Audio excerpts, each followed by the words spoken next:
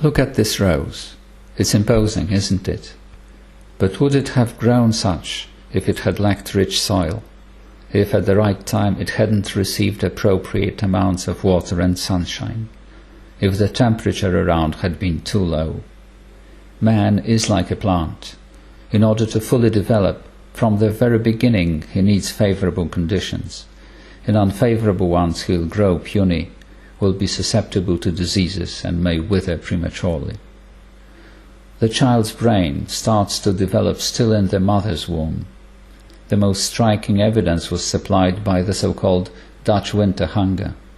An analysis of about 1,000 cases of persons whose mothers experienced hunger during gestation has shown that the effects of disturbed fetal life can be dramatic and may persist throughout life and even be passed on to the next generation. Toxic stress during the prenatal period is a risk factor in the development of schizophrenia, ADHD, depression and addictions. To a large extent, our species is exceptional due to the so-called prefrontal cortex, the thinking part of our brain, said to perform in it the executive function. Of particular importance is its medial part. It decides our key competencies such as regulating emotions, that is, the ability of self-control, focusing attention, remembering, understanding self and others, learning, predicting consequences of own actions, making decisions, shaping social behavior and moral attitudes. Studies of the medial prefrontal cortex in newborns and infants using most modern research methods have shown that we are biologically programmed to 1. Ascertain the presence of the caregiver close to us, 2. Focus on the caregiver's face, 3. Seek the eye contact with the caregiver. Particularly strong excitation of the medial prefrontal cortex of the infant is caused by the smile of the caregiver, which in the baby's language means everything is all right, you are safe. 4. We are programmed to focus our attention on the speech of the caregiver directed to us. We are sensitive to the emotional tone of utterances. There is nothing peculiar about this biological programming, as man comes to this world completely defenseless. He wouldn't survive without the long-lasting care of adult members of the tribe. Among all the species of the world, we have the longest dependency period. What then should the caregiver do? Often be with the child, hug it when it needs it, look it in the eyes and talk to it tenderly. The satisfaction of those biological needs in early childhood is the basis of bringing up the child to be a happy adult. The properly developed prefrontal cortex will be in our entire future life a happy filter of reality, rose-colored glasses through which we will be looking at the world. It is exactly what will make us see the glass to be half full. Not satisfying or insufficiently frequent satisfying of those needs will entail the underdevelopment of the child's prefrontal cortex. It will teach the child, potentially for life, that the world is cold, insensitive and unfriendly. In extreme cases, this may lead to the child giving up expectations of closeness and even to reducing its will to establish any tactile, visual or auditory contact with the caregivers. Doesn't that ring a bell? Developmental deficits related to the medial prefrontal cortex may lead to ADD and ADHD. Both are the effect of the trained absence of attention, a coping mechanism formed as a reaction to the lack of response of the caregivers to the child's needs. The inability to focus attention leads to difficulties in learning and, as a consequence, to other related disorders. A coping mechanism of a baby becomes a permanent trait of personality. Research studies have shown that neglect may lead to decreased volume of grey matter in the child's brain. that is, to the smaller number of neurons conveying information in the brain.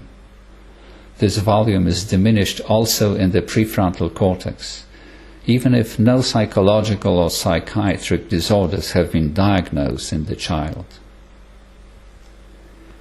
Physical damage or serious impairment of the medial prefrontal cortex in early childhood has particularly dramatic effect in later life and may lead to behavior that resembles psychopathy, lack of appropriate moral values, antisocial actions, crime.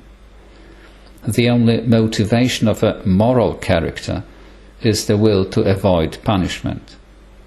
All this goes to prove that the medial prefrontal cortex plays a critical role in the development of the mental and social competencies of man.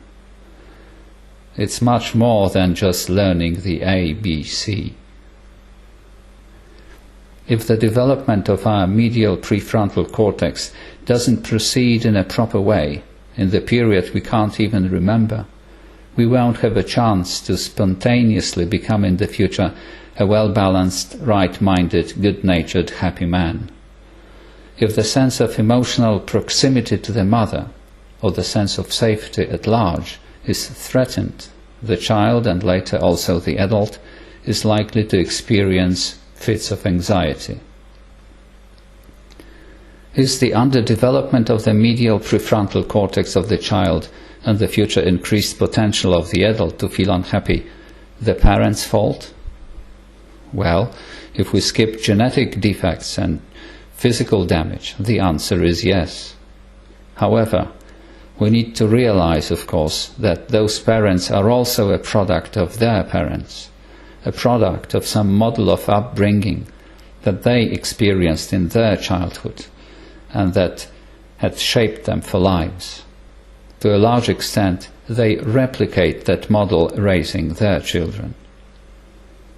In the families of alcoholics, children may be dirty and undernourished, and the being left unattended may be commonplace. In the families of persons for whom the top priority is their own aspirations, the child will feel unwanted, and the satisfaction of its emotional needs will depend on how happy the childhood of his nanny was. Those parents who are themselves objects of cold upbringing will likely think that this model is the right one, and that it prevents the child from being spoiled by excessive care. They are unhappy themselves, and they pass on their unhappiness to the next generation. It is basically an unconscious process. Baby's development is to a large degree influenced by the emotional state of the mother. It's been found that on the basis of the EEG results of infants, it is possible to establish if the mother suffers from postpartum depression.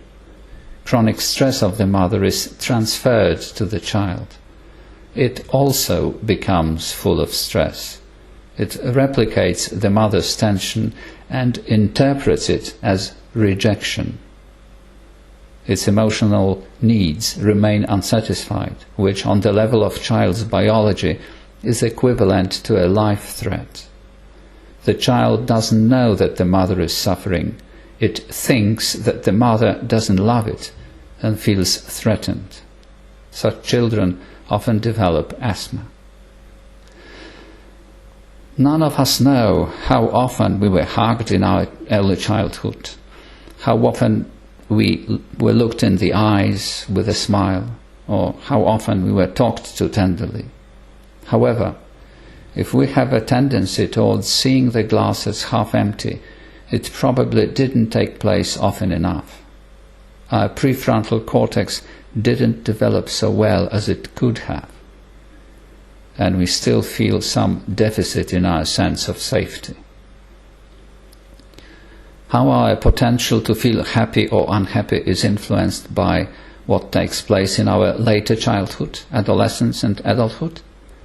This will be the subject of the subsequent talk.